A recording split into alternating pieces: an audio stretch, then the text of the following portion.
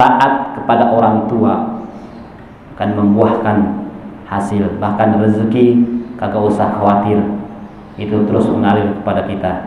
Dia menjadi taat karena didikan orang tua yang sangat luar biasa. Jadilah orang tua yang baik, yang berbakti kepada anak sebelum anak itu berbakti kepada kita. Dalam Al-Quran, yang namanya anak itu ada kalanya anak itu sebagai fitnah. Innama amwalukum wa auladukum fitnah. Anak kamu itu menjadi fitnah, anak kamu itu menjadi cobaan. Tapi satu sisi anak itu menjadi qurrata a'yun. Rabbana hablana min azwajina wa dzurriyyatina qurrata a'yun. Di satu sisi anak itu menjadi penyejuk jiwa kita, penyejuk mata kita. Kalau kita memandangnya enak dipandang, karena dia taat kepada kita. Anak menjadi fitnah, anak menjadi cobaan buat kita kalau kita tidak bisa mendidiknya. Tapi ternyata anak bisa menjadi penyejuk hati kita kalau kita bisa mendidik anak itu.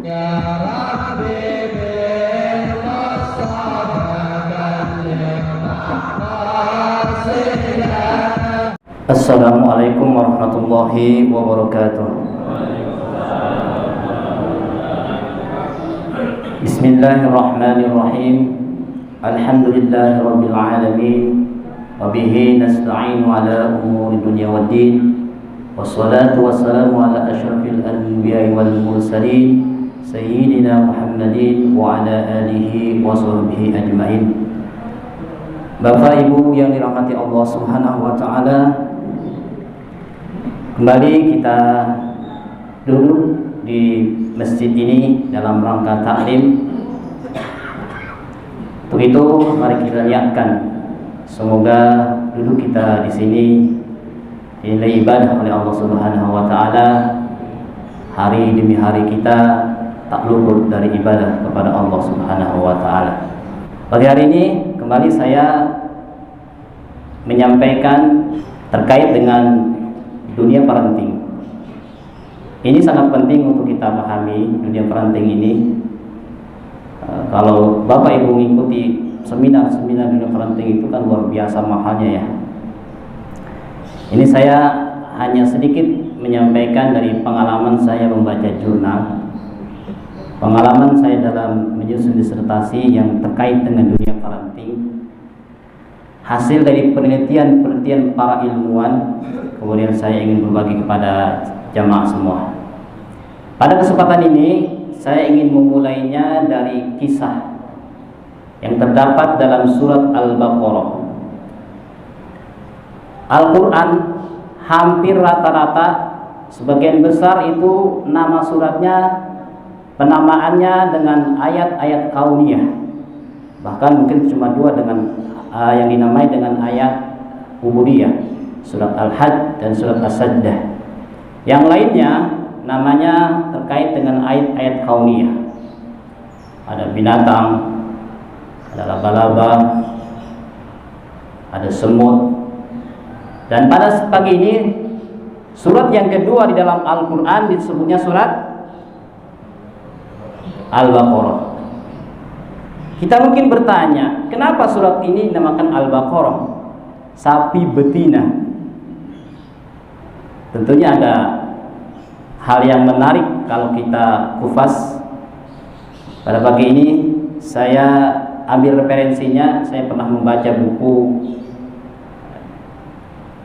judulnya buku itu Rangkaian Kisah dalam Al-Quran. Saya baca pas waktu SMA, dikarang oleh B. Arifin.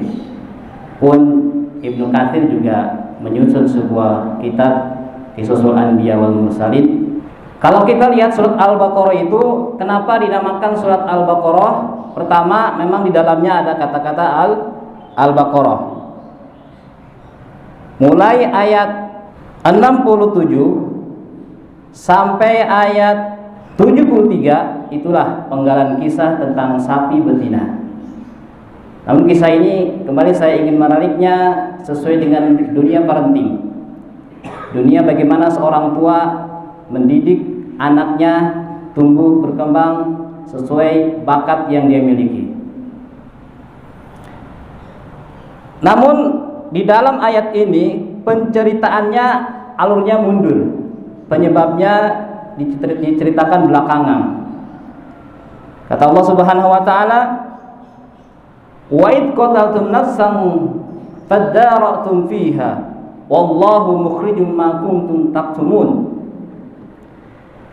Ingatlah ketika ada kasus pembunuhan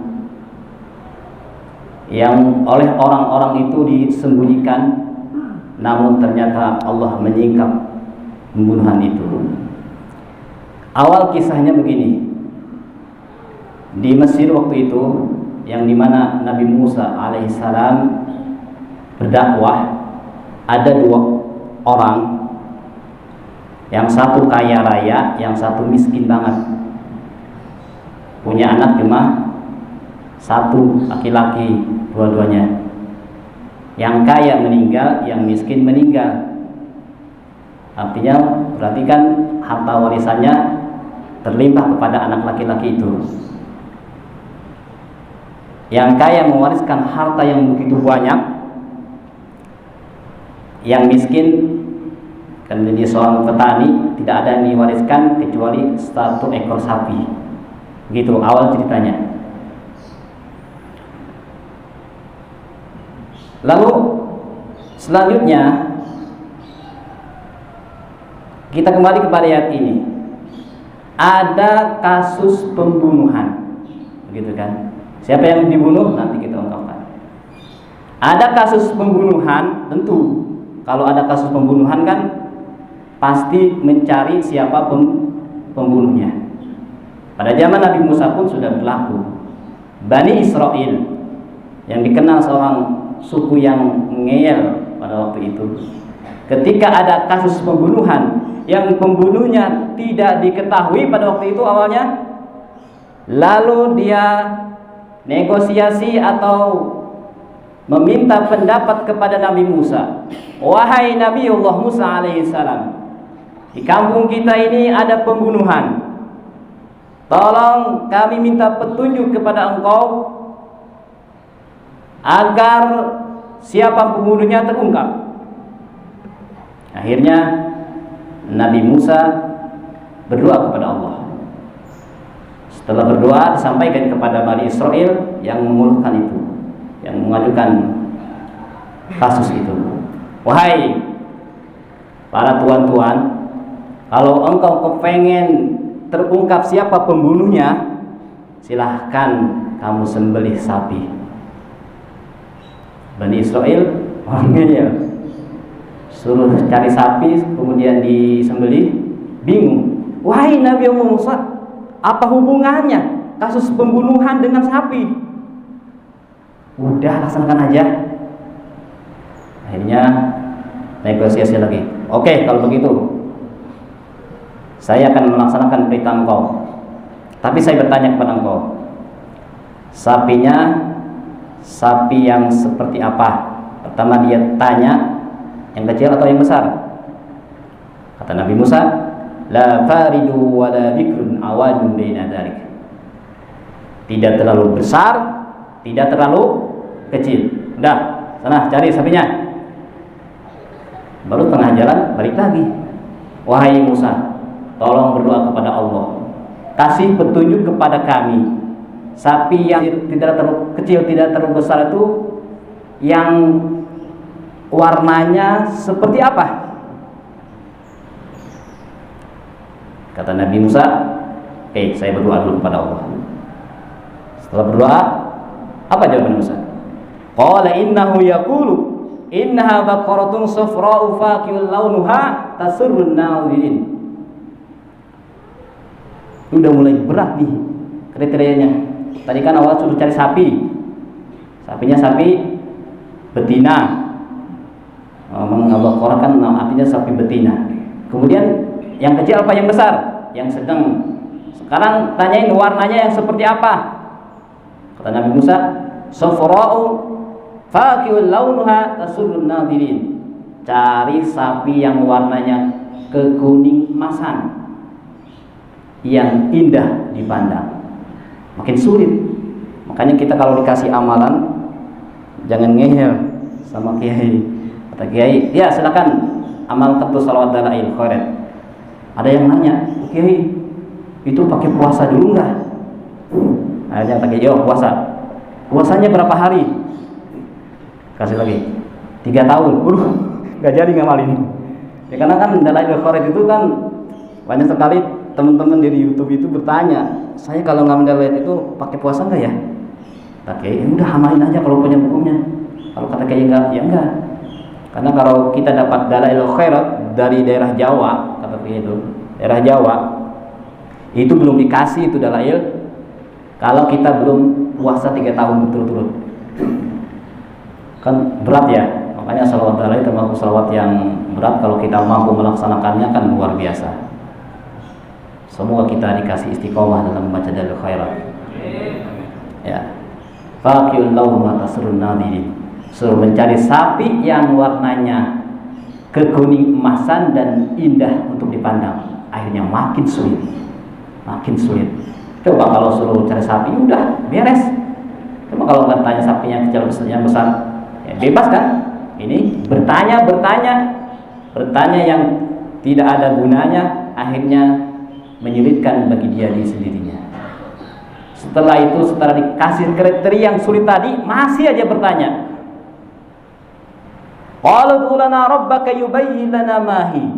Innal baqara tashabu alaina wa inna insya'allahu lamuhtadun. Kata Bani Israel, wahai Nabiullah Musa alaihissalam, sapi itu masih samar buat saya. Saya masih belum jelas mencari sapinya. Sapi betina yang tidak terlalu besar, tidak terlalu kecil, yang warnanya kekuning emasan, masih samar buat saya. Coba deh terangkan lagi kepada saya. Insya Allah saya akan dikasih petunjuk oleh Allah untuk bisa mendapatkan sapi itu. Begitu kata Bani Israel. Ini kalau kata Mufasir nih, kata Ibnu Katsir itu, andai Bani Israel tidak mengucapkan kalimat insya Allah, maka tidak akan ketemu itu sapi. Tapi di sini dia dengan yakinnya, walaupun kriteria yang begitu sulit, tapi dia mengucapkan kalimat insya Allah, akhirnya Allah kasih kemudahan buat dia. Makanya kita juga gitu. Tapi di Indonesia ini kan jadi terbalik. Kata Allah, wala tuqulan syai'in illa ayyasha Allah. Jangan engkau mengatakan sesuatu kecuali engkau mengucapkan kalimat insyaallah.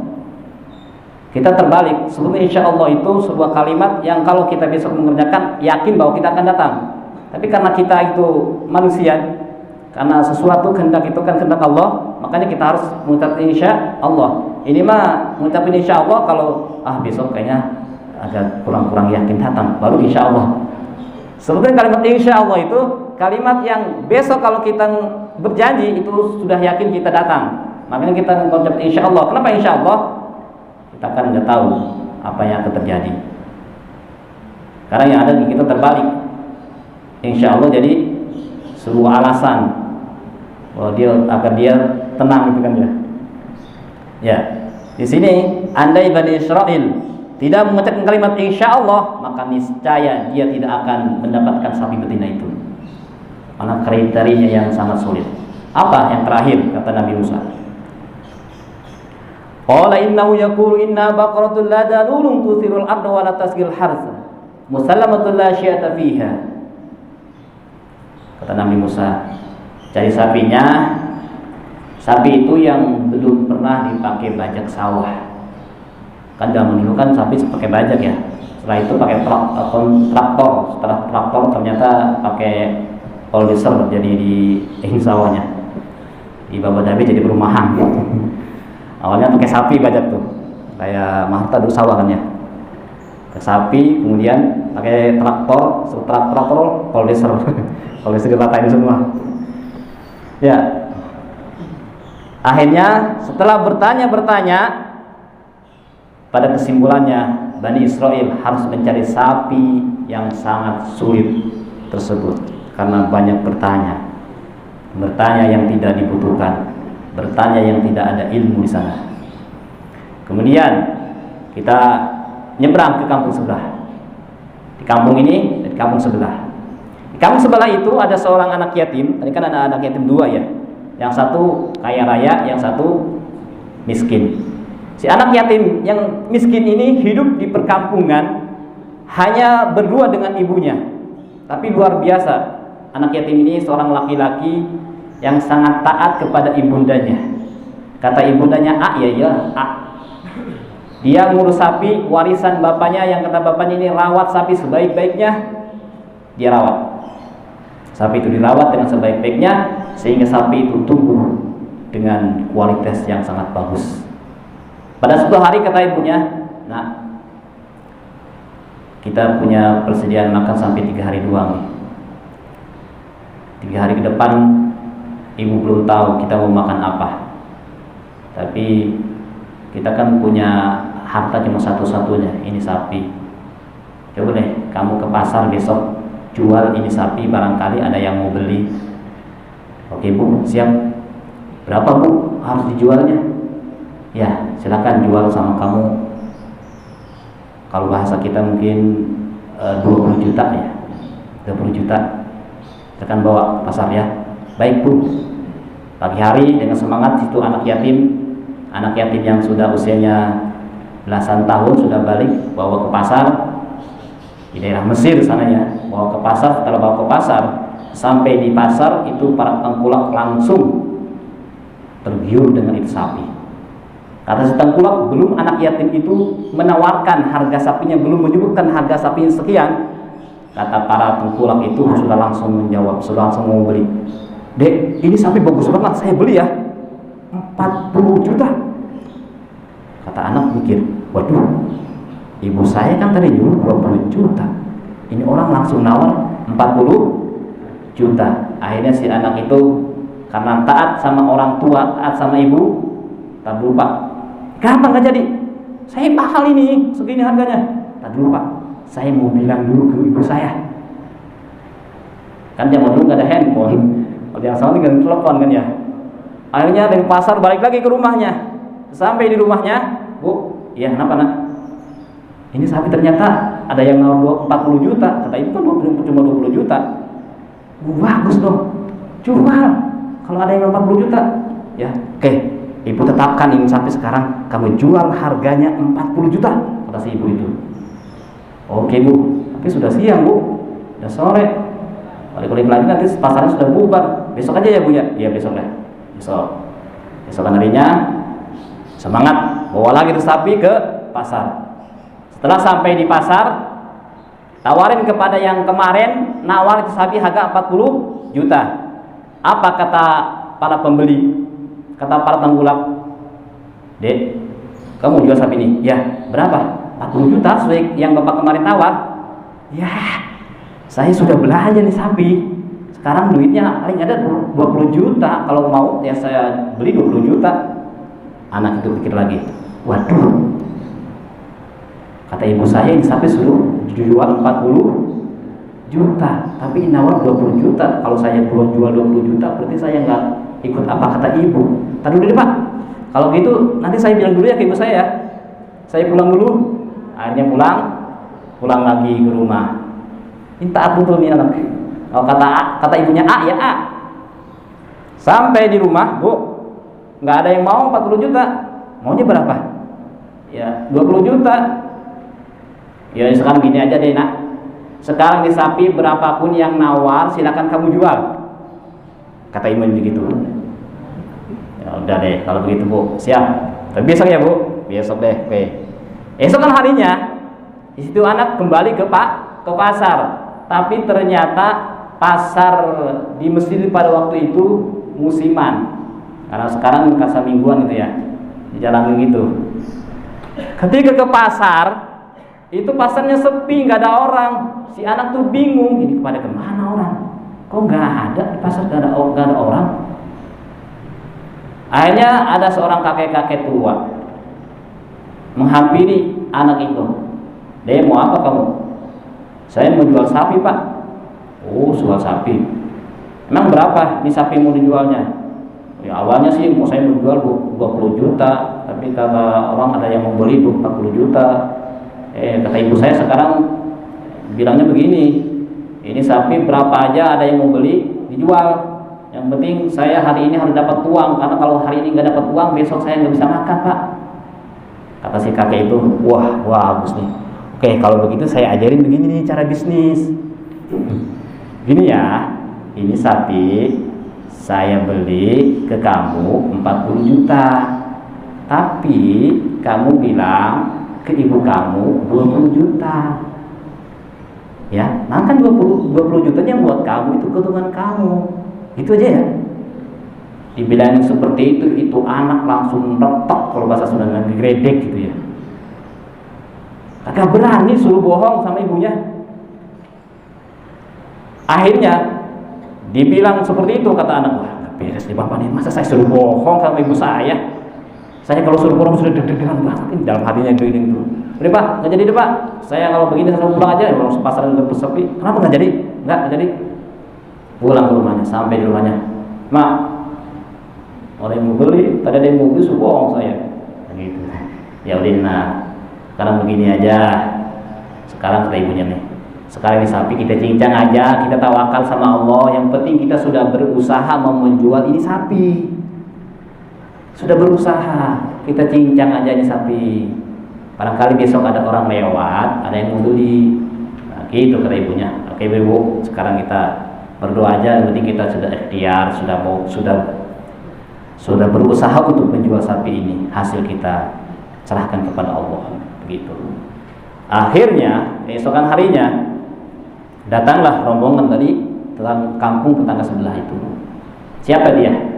Yang tadi mencari sapi yang disuruh oleh Nabi Musa. Sapi yang tariannya sangat sulit. Dia sudah berapa hari mencari tidak ketemu. Nah, ini dalam hatinya pokoknya kalau melihat ini sapi seperti ini yang ditentukan oleh Nabi Musa, saya beli ini seharga setinggi-tingginya. Pas datang lewat kampung yang anak yatim punya sapi itu, begitu melihat matanya melotot. Wah ini sapi kayaknya nih yang ditentukan oleh Nabi Musa. Kita ambil sapi. Milik siapa ini sapi?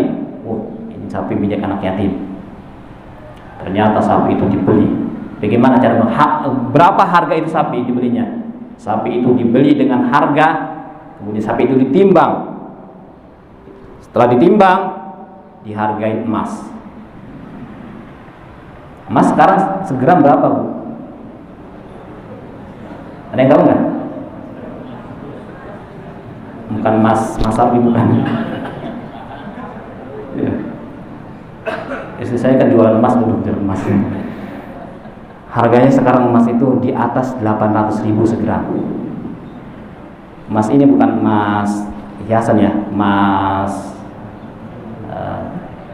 batangan itu. Segram 800.000, bahkan tembus sampai harga 1 juta. Itu emas. Jadi tiap tahun naik terus. Kalau mau investasi ya emas. Akhirnya sapi itu dihargai seharga berapa, ditimbang sapi itu kemudian dihargai seharga emas. Akhirnya sapi itu sangat membeledak, sangat luar biasa harganya, dan anak yatim tidak bisa enggak menaruhkan harga itu sapi. Dan itu sapi dibeli sendiri oleh Bani Israel yang sudah berhari-hari mencari sapi itu. Dibeli dengan harga yang sangat mahal, kan luar biasa. Dari sini kita juga bisa ambil pelajaran tuh. Ternyata taat kepada orang tua itu membuahkan hasil. Coba kalau tadi di awal dikasih yang pertama ke pasar, ditawarin 40 juta, dijual, udah dapat 40 juta doang. Kemudian yang ketiga yang ditawarin oleh kakek-kakek, dibeli 40 juta, 20 juta buat anak yatim, 20 juta buat ibunya, udah dapat cuma segitu doang.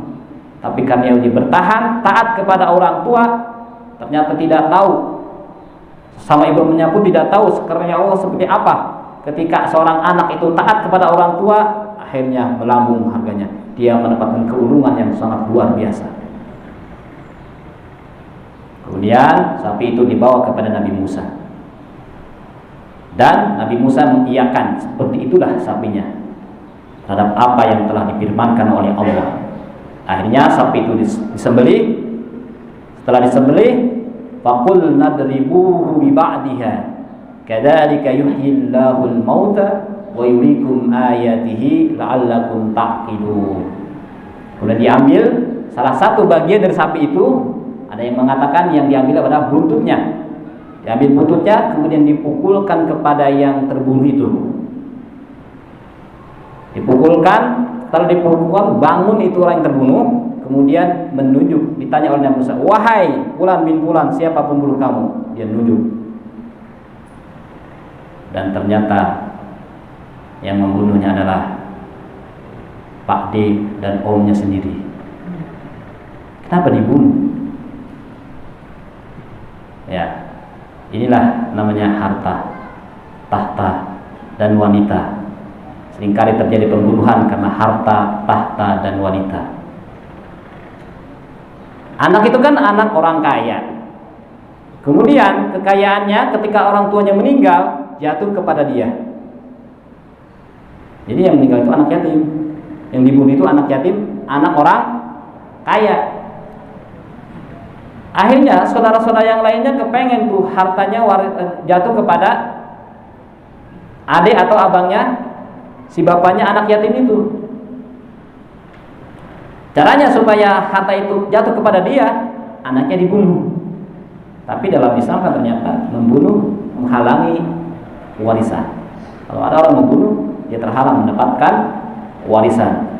Dan ternyata setelah terjadi kasus pembunuhan itu, harta anak yatim itu ternyata habis dipakai beli sapi. Habis. Dan orang yang Pak D-nya itu ya, Pak D atau omnya si anak yatim itu yang tadinya ambisius kepengen harta warisan, ya bukan mendapat harta warisan, malah dihukum. Harta anak yatim pun kalau mau diambil sama dia juga habis. Buat apa? Buat beli sapi. Akhirnya terbalik tuh. Tadi seorang anak yang kaya raya, harta warisan orang tuanya jatuh kepada dia semua, akhirnya terbalik, hartanya menjadi anak yang miskin tadi, yang punya sapi cuma satu karena dia mendapatkan hasil penjualan sapi yang sangat luar biasa.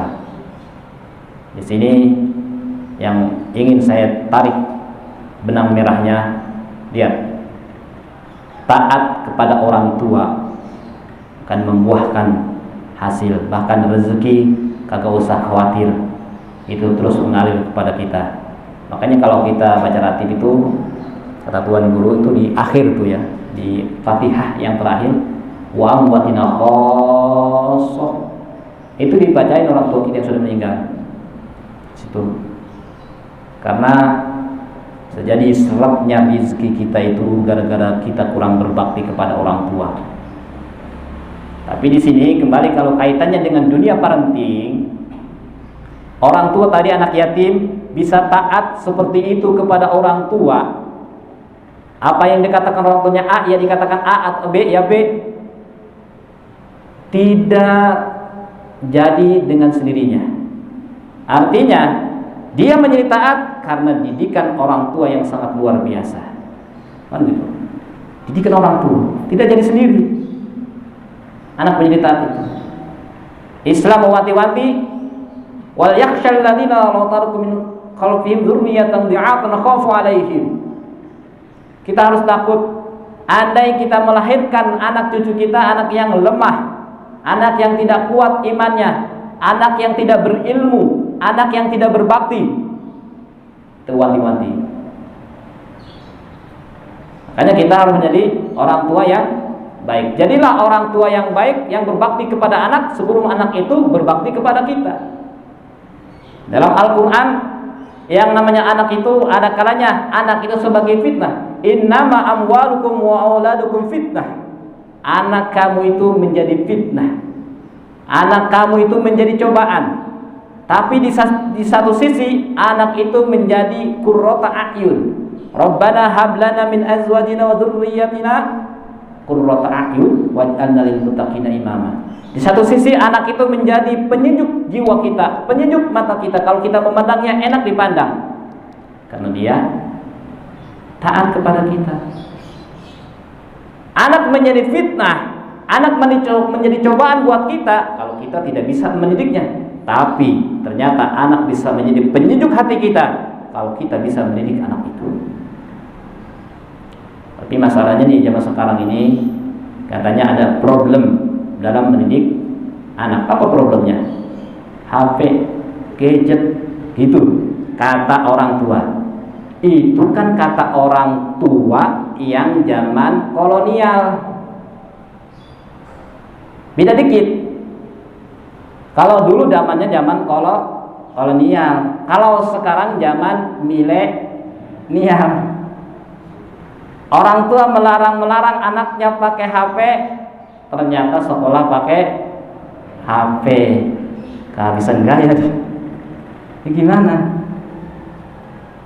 Apapun zamannya, entah zaman kolonial, zaman milenial, yang penting ada pendampingan dari orang tua.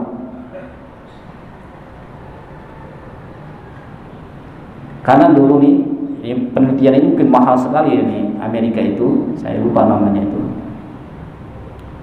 Ada dua keluarga, yang satu mendidik anaknya dengan pakai HP, pakai teknologi, yang satu nggak boleh pakai HP. Ternyata kesimpulan dari hasil setelah dia meneliti kurang lebih 10 tahun itu, dua-duanya berhasil. Yang mendidik anaknya boleh pakai HP, berhasil. Yang anaknya tidak boleh pakai HP, juga berhasil. Jadi keberhasilan itu bukan di HP atau tidak di HP-nya. Yang terpenting adalah di pendampingan orang tua. Yang pakai HP tadi anaknya boleh pakai HP, kalau ada pendampingan dari orang tua, berhasil juga. Yang tidak pakai HP, tapi karena pendampingan dari orang tua, berhasil juga. Sekarang anak gimana mau cari materi pelajaran kalau ibunya nggak ngasih tahu, HP nggak boleh, ya mati gaya dia belajar. Masalahnya lagi sekarang apa? Game ini, anak itu susah sekali. Dikit-dikitnya maunya main game terus. Sekarang kita pikir, dalam otak itu nih, kalau kita belah, otak itu kan ada dua belahannya. Otak kanan, ada otak kiri. Otak kiri itu otak analisis. Otak kanan itu otak imajinasi. Dan saya katakan kemarin di Masjid Kuba, laki-laki itu ada hipotalamus namanya. Hipotalamus laki-laki lebih besar daripada perempuan. Itu kalau kita belajar neuroscience, ilmu tentang otak.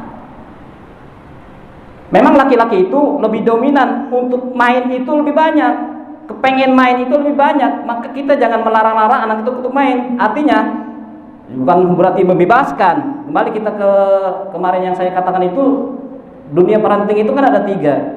Ada otoriter, ada demokratis, ada permisif. Kita yang mana?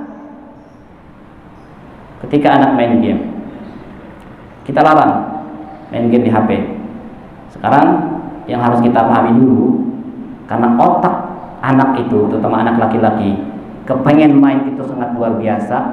Ya kita aja waktu dari kecil kan sering main. Cuma kan bedanya kita kan dulu kalau mau main kan nggak ada HP, kita ke lapangan sore-sore main tendang-tendang sama teman-teman, atau main prosotan pakai apa tuh pelapah. Iya. Itu kan kita waktu kecil, kita juga waktu kecil seperti itu. Ya sekarang anak mau keluar, mau main bola, agak ada tempatnya. Maka kalau kita anak tidak boleh pegang HP main game, kita harus sediakan. Pernah nggak? Kita nih nggak boleh, pokoknya kamu jangan main game, kamu jangan pegang HP. Sudahkah kita menyediakan lapangan untuk anak kita bermain atau bola basket? Sudah. Nah, coba kita teliti dulu. Menarikan mana permainan yang kita sediakan dengan permainan yang ada di HP. Kalau menarik di HP ya, apalagi sekarang zamannya zaman milenial, zamannya anak kita itu.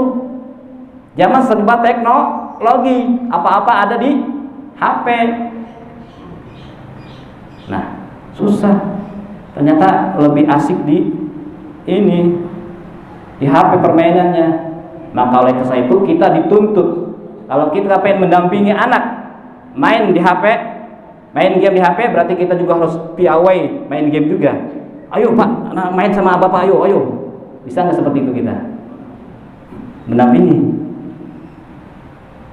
Ternyata kalau didampingin yang baik itu anak dengan game itu ada banyak sekali youtuber gaming itu penghasilannya dalam sehari bisa ratusan juta itu dalam sebulan. Itu karena didampingin, karena diarahkan. Tapi kalau diarahkan, kalau tidak diarahkan, itulah tipe orang tua yang gaya pengasuhannya dengan gaya permisif, melepas anak begitu saja karena dia sibuk bekerja lain sebagainya. Anaknya di rumah tak terkontrol, main HP, main game, udah hancur, nggak ada pendampingan. Ya. Sekarang kita mestinya bijak. Ketika anak main game, kita tanya, nah minimal ada 3 sisi positif dari anak itu main game. Nah, kamu main game di HP itu keuntungannya apa? Bisa nggak dia nyebutkan? Iya bu, ini baik sekali, saya bisa ada teman di Amerika, bisa ada teman di Inggris, di Brasil. Kan begitu ya kalau tinggal ya. Saya sih kurang begitu pahamnya YouTube. Terus setelah itu ada apa lagi? Berarti kamu bisa tambah teman ya? Iya, kalau saya ke luar negeri ada teman saya di sana. Terus apa lagi? Saya bisa main strategi nih. Apa? Ketika perang-perang begini, oh berarti kamu calon pemimpin dong nak. Pernah nggak gitu? Gitu.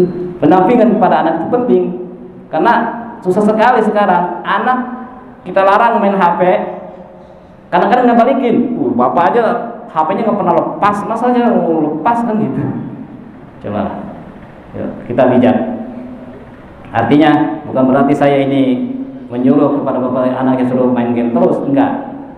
Tapi yang terpenting adalah di pendampingan. Kembali 3 gaya pola asuh yang kemarin saya sampaikan di Masjid Kuba. Ada 3 gaya itu. Ada demokratis, ada otoriter, ada permisif. Kita termasuk yang mana? Kalau kita otoriter, anak gimana bapak?